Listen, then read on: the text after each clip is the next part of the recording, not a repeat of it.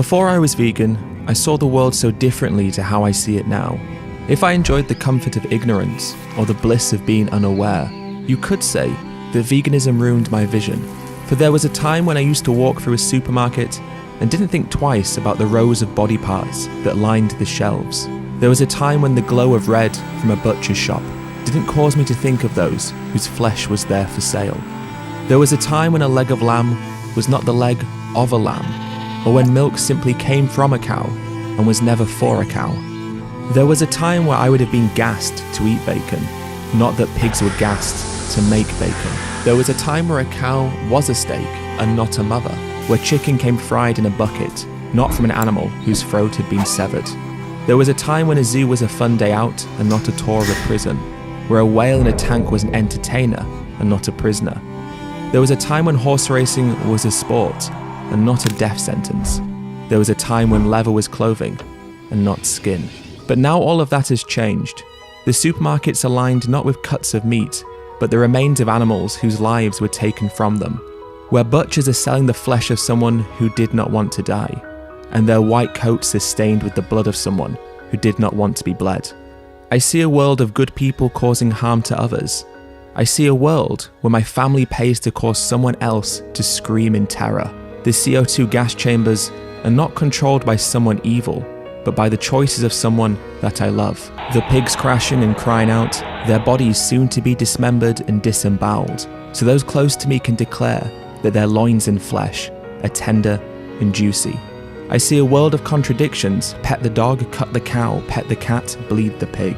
Do you love animals? Of course I do. Just ignore the body on my plate or the baby who cries out for their mother that I have separated them from.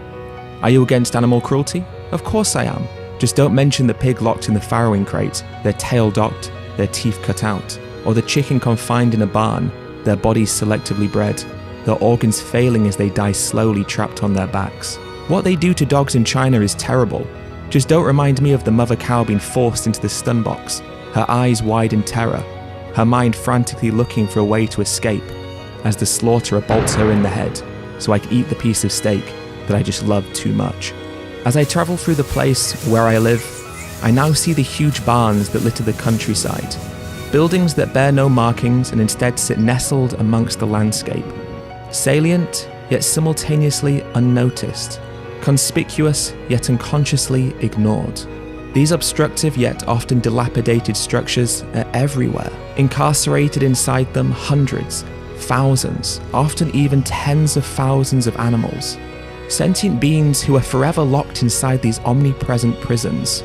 Prisons for those whose persecution comes not because of any wrongdoing on their part, but simply because of the species they were born into. I now see the huge vehicles with farmed animals inside being driven to a slaughterhouse where their lives will be taken from them. Death trucks whose one job is to take animals closer and closer and closer to the bloody knife that will soon be dragged across their throats. I see a pig's pink snout poking out of the slats of one of these trucks, breathing in fresh air for the first time in their life. The head of one chicken amongst thousands emerges from one of the truck's crates, feeling the heat from the sun for the first time and inquisitively looking around. I see through the labels, the adverts, and the tricks of an industry that relies on our ignorance. The pictures depicting happy animals on green, lush pastures, the labels that seek to reassure us that the body part wrapped in plastic came from a sentient being who was slaughtered and exploited with compassion and kindness. But veganism didn't just open my eyes to the negatives of the world. It showed me the good in people. It showed me the strength of community and the inevitability of change. It showed me the fragility of the industries that exploit others, and it showed me the power of change. You could say that veganism ruined my vision, but actually the opposite is true.